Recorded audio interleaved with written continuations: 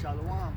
We are the Hebrew Israelites, and we come out every week, prophesy the downfall of this kingdom, which is America, which is called the daughter of Babylon in the Bible, and to tell you Negroes, Latinos, and Native Americans that you are the Lord's chosen people, Jacob's seed in the Bible. And we want to give all praises to Yahweh, Ba'Hashem, Yahweh Shai, Ba'Hashem, Rakah Kadash. Double honors to the elders and apostles of Great Millstone Camp for teaching us the truth of the Bible. Peace and mercy to the brothers around the world pushing this truth. You want to go into Hebrews, the first chapter? And then, because we're going to talk about who Yahweh Shai is to us and to everybody. I have it on deck on my phone. Right, sit on your phone. And then I'm going to get Wisdom 7 and 26.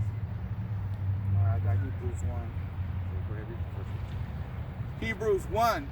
Yahweh, who at sundry times and in divers manners spoke in times past unto the fathers by the prophets. Yeah, so right now we're the prophets. So we're the prophets to who? To Israel, because if it's Yahweh, then you got to understand that Yahweh Ba'Hashem Yahweh Shai only deals with the Israelites, which is you Negroes, Latinos, and Native Americans, which are on this sign right now. So you got to think about you're waking up every day. You're in the cosmos.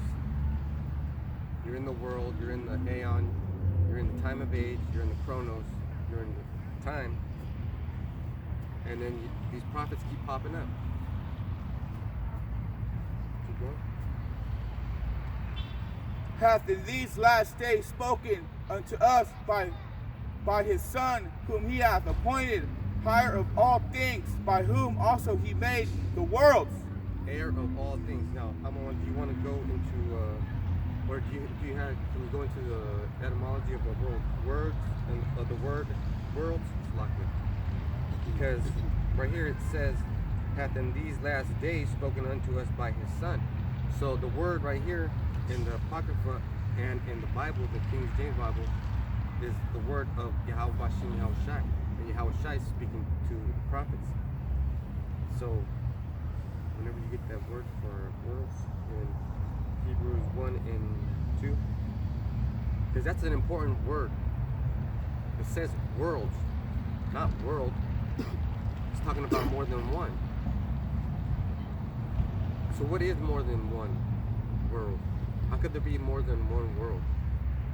You have the world where you go to work, and you have the world where you come home from work, and then you have the world where you go and pray, where you go do your secret things.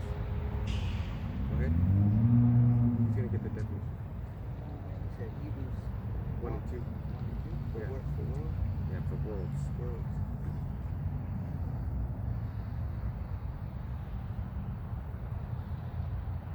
Definition for worlds in Strong's G165. Forever, an unbroken age, perpetuity of time, eternity. Unbroken age. So that's the kingdom. And that's all the worlds that are in it. Just think about different dimensions. Like there's the world of Esau, the world of Jacob, the world of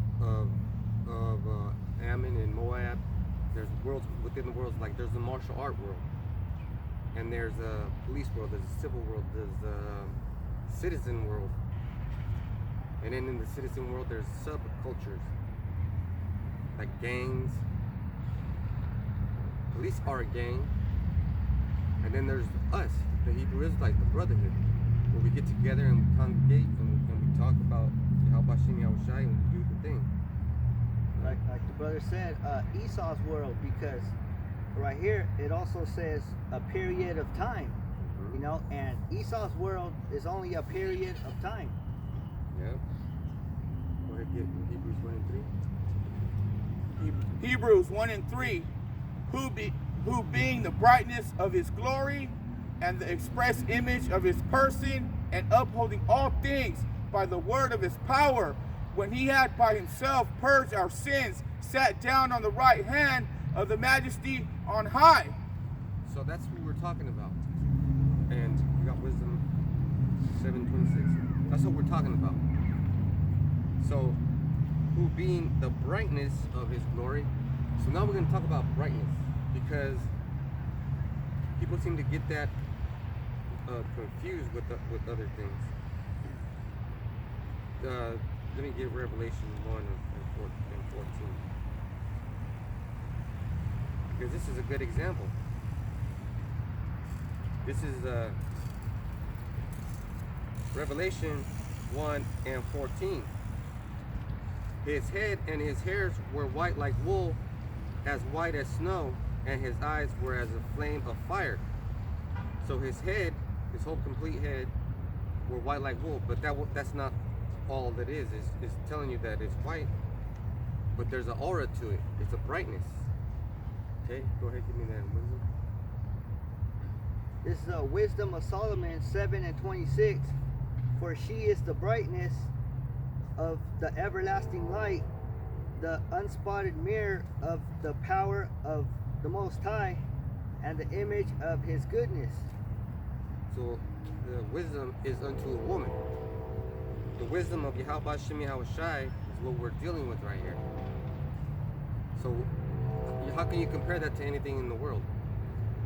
You compare success to how much items someone has. Like, oh, they got a car, they got a new car. They must be making money. They got a new car, big rims, and shit like that, or they got a big house. But success is measured on how good you keep your shit together. Because the Lord said, keep your house in order. You got to keep your house in order. Read that again, Wisdom 7:26. Wisdom of Solomon 7:26. For she is the brightness of the everlasting light, the unspotted mirror of the power of the Most High, and the image of his goodness. So it's the brightness and the power. Because brightness is how smart you get. And if you're in the truth, you get very smart. So that turns into power. Because knowledge is power. And time is money. Knowledge is power and time is money. The time you spent reading your Bible is better invested than the time you spent doing anything else. But you have to go to work. You have to go to school. Shit, even if you didn't go to school and didn't go to work, you'd still have to go to one of Esau's shelters, homeless shelters. Someone of his soup houses. You would still be using them for food stamps. So you have to go somewhere. Where are you most comfortable? So if you're in the truth, you're comfortable in these scriptures. So now we're talking about his image. So now let's go to Revelation 1 and 7, and then go to Ezekiel 1 and 27. And I already read Revelation 1 and 14, but I'm going to read it again. We got 1 and 7 on this. All right, go ahead, get it. Revelations 1 and 7. Behold, he cometh with clouds, and every eye shall see him, and they Slow it down, in your heart. and they also which pierced him, and all kindreds of the earth shall wail because of him. Even so, Shall wail because of him. Now, this brother has power because you can tell in his voice. That's the kind of brightness Yahweh Shem Yahushai gives you. But what's the best thing to do? Control it. Take a deep breath. Hold it back and then use it. If you read it nice and slow, you'll understand more. Because we're in some perilous times. We got the coronavirus going around. And it's election year, so one thing goes into the other. How did they get the coronavirus? And then now they got the World Health Organization. Oh my God, thank you so much. The World Health Organization going over to China, and that's how the beast gets started. That's how they get started, because then they're going to offer what? Vaccines. And once they get the vaccines, they're going to have all the fucking experiments they can use. How many Chinese people are in China? Billions. So if you get them to used to the customs that are right here in the Babylon, they're gonna get what? Vaccinated. They're gonna get the food that Esau recommends, that the World Health Organization recommends, and they're gonna get the education that the World Health Organization recommends. That's how you start subverting yourself into another culture. That's how these cultures take each other down. Because there was a time where there was Russian spies in the 50s, and that's Esau too. So whoever's in charge right now, and everybody feels something about it, we're all wailing and moaning. It's because Esau's in power, and he's in power because he was given the world. He was given that power. Read that in Revelation 1:7. Read it slow. Behold, he cometh with clouds, and every eye shall see him. He cometh in clouds. Those are the chariots. That's part of his power. So if knowledge is power, knowing that the chariots are the angels, because the UFOs are the chariots, and Esau is up in his jets, clocking them in at 96,000 miles an hour, doing 5G turns, traveling the skies of Esau with what they say is impunity. Keep going, brother. And they also which pierced him. So they also pierced him. Now we're talking about the Romans, because the Romans pierced Yahushua, and the Romans are Edomites. Those Edomites that were in power back then are in power now. You see these structures, I already mentioned it. That's Greek building, that's medieval building, and that's Romanesque building. Because if you take a look at Petra, at the Tower of Petra, they have the same kind of building, carved out into the mountain. Huh? You understand Revelation 1:7? Finish it off. Yeah. And all kindreds of the earth shall well because of him. Even so, amen. Amen. So all the kindreds of the world are gonna be well. Why? Because when Yahushua comes back, he's gonna crack the skies. He's gonna get power to the elect, those that are preaching and prophesying. And then those gentlemen, the hopeful elect, which we hope we are gonna put everything in order. With Yahushua, we're gonna put Edomites in slavery. We're gonna put the other nations in slavery. That's why they're gonna be moan and wail. And we're gonna make them fix this shit.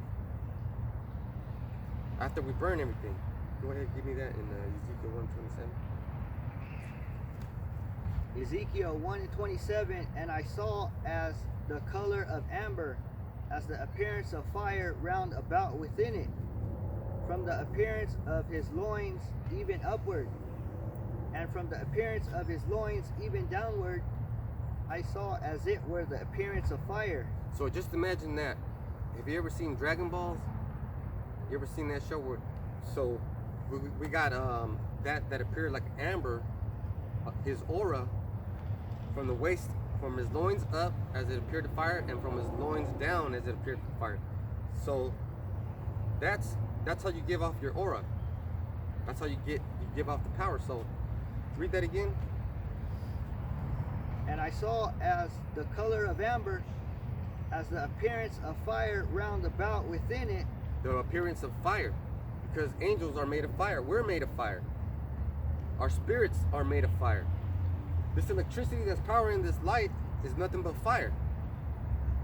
Concentrated fire. Oh, and you know what else is fire? Those nuclear missiles.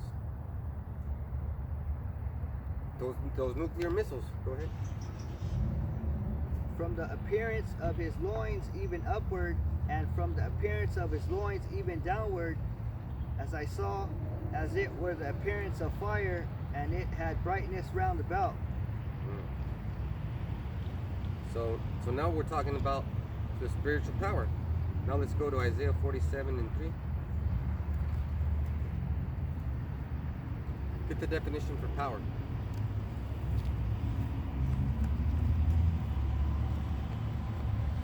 Because who has power now? If you're making laws and passing ordinances and making people that think they're free do things that restrict their freedom, are those people really free?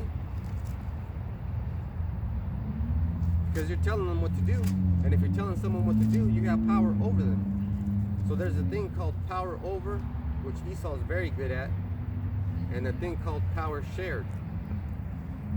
What's power shared?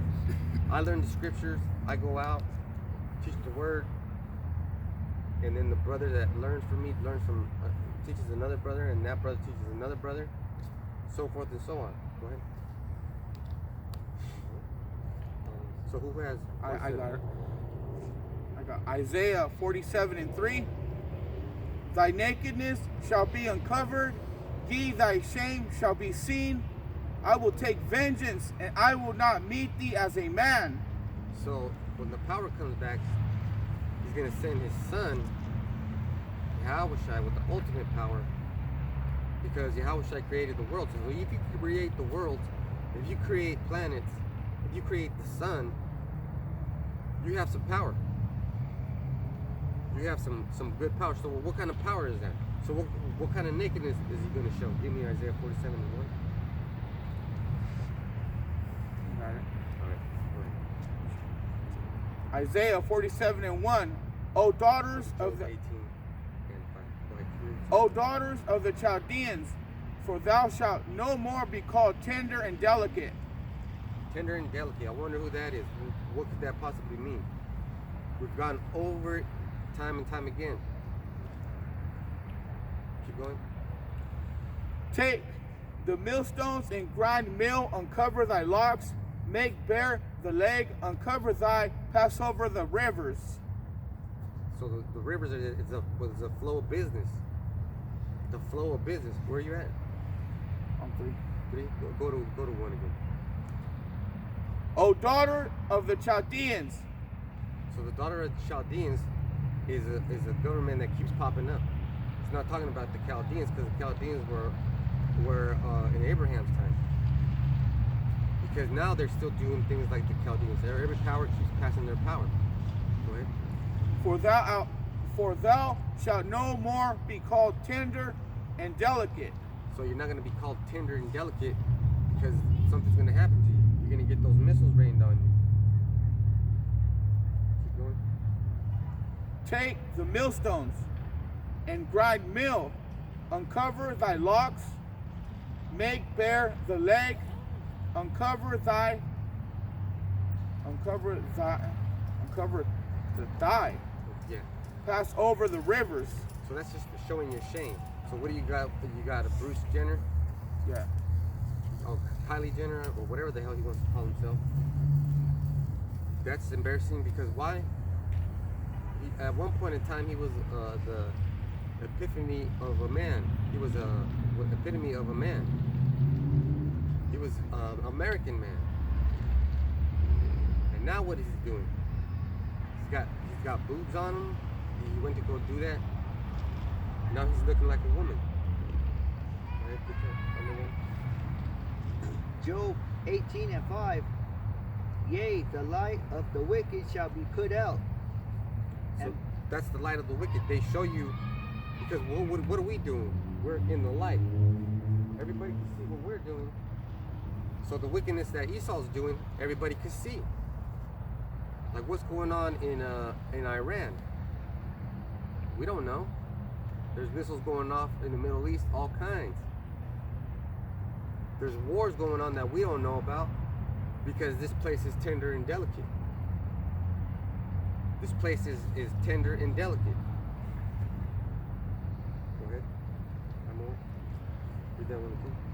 Yea, the light of the wicked shall be put out, and the spark of his fire shall not shine. And the spark of his flower shall not shine.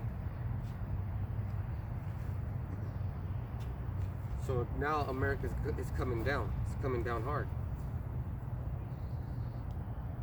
It's real hard. But now they've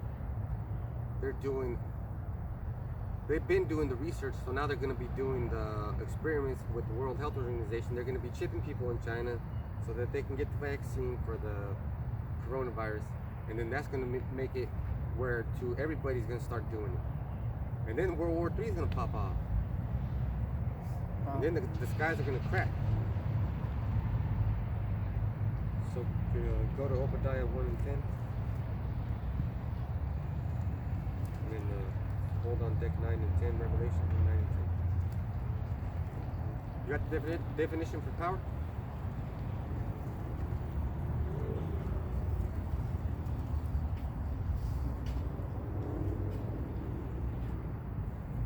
Read it loud, nice and loud. The ability to do something or act in a particular way, especially as faculty or quality. Property or quality, the act of giving or taking something away. Property or quality. Guess who was property at one point in time? Negroes, Latinos, and Native Americans were property at one time. Shit, we still are, right? Yeah, we still are because we got the Social Security, we got the birth certificate, driver's license. We got to pay a whole bunch of taxes, and the taxes don't even go to this government. They go to the Queen of England. Look that shit up. That's embarrassing. Go ahead and get Obadiah. You got it? I know I was gonna get it. You got Revelation 9 and 10. Go ahead, get that. Revelation 9 and 10, and they had tails like unto scorpions, and there were stings in their tails, and their power was to hurt men 5 months. That's only one page. How many months? 5 months. That's a period of time, right? What were they going to do? Sting them with what? And there were stings in their tails. So just imagine when a dragon swings his tail, it's using his power to sweep, right? To sweep or knock someone down. Obadiah. Yeah, just go. First one. 1 and 10. Obadiah 1 and 10. For thy violence against thy brother Jacob, shame shall cover thee, and thou shalt be cut off forever. So that's the shame that we were talking about. Uncover thy leg, bare thy thigh, thy nakedness shall be shown. Read that one again. For thy violence against thy brother Jacob, shame shall cover thee, and thou shalt be cut off forever. So what's that violence against Jacob? Against thy brother Jacob? Slavery. Who put us in slavery? Esau. We don't have to go around calling anybody anything. We're gonna let the word speak, and the word's gonna condemn. Esau put us in slavery, and we're still in slavery. You see how the word cuts? Esau knows, man, we've been in hardcore slavery. Nobody's had it worse than Yahushua watching us go through it. Because he put us through it, but that's why he's not gonna meet thee as a man. He's got that rage for waiting for you. Just imagine any one of us having a son and having those sons ripped away into slavery. Imagine that. That's how Yahushua feels. All of Israel is his son. Okay? Because there's a thing called reincarnation. Read 9 and 10 again. Revelation 9 and 10, and they had tails like unto scorpions, and there were stings in their tails. Like they're liars. Like their tails or their tongues, right? They whip that shit around, tell you sweet things, and then sting you with the truth of their truth. But now we're stinging them back with our truth. Give me Revelation 13 and 10. And then stay in Obadiah. Keep reading. Go to 11. 11. Yeah, 1 and 11. Nice and slow. Take a deep breath. Obadiah 1 and 11. In the day that thou stoodest on the other side, in the day that the strangers carried away captive his forces, and foreigners entered into his gates and cast lots upon Jerusalem. All right. So now we're getting into some good history, because the day, read that again, the day about the day that they stood on the other side. In the day that thou stoodest on the other side, in the day that the strangers carried away captive. So right there, the day that thou stoodest on the other side, when the strangers carried us away captive. That's talking about the time of Alexander the Great and Antiochus Epiphanes, during that era, that time. Because the Edomites were right there watching on the other side, and then also it's talking about when we came out of Egypt, when we asked to use the King's Road. We asked to use the King's Road, and they were like, if your cows eat the grass of our fields, or the cows drink our water, we're gonna fucking kill you. That's what Edomites said. That's in the history. And if you're mad at someone, be mad at the one you call Yahweh, the one that you call Jesus. He's the one telling us this.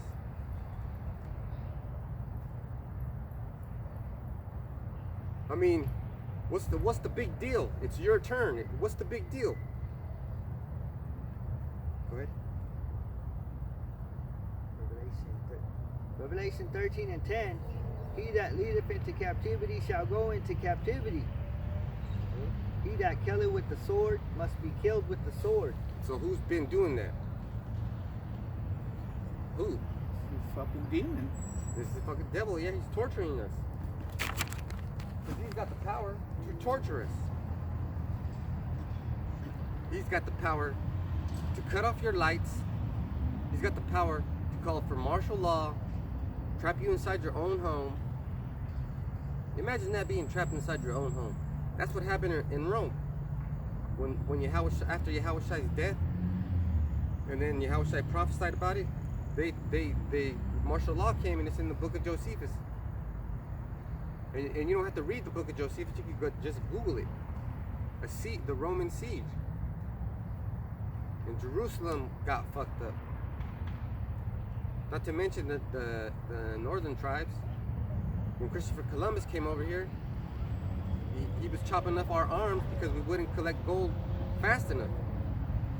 After we done gave him some gold. Go ahead. Do that. He that leadeth into captivity shall go into captivity. He that killeth with the sword must be killed with the sword. Here's the patience and the faith of the saints. The patience and the faith of the saints. So now you're saying, you might be saying, if you're listening, you might be saying, well, why? And we just told you, because you stood on the other side watching us get taken into captivity.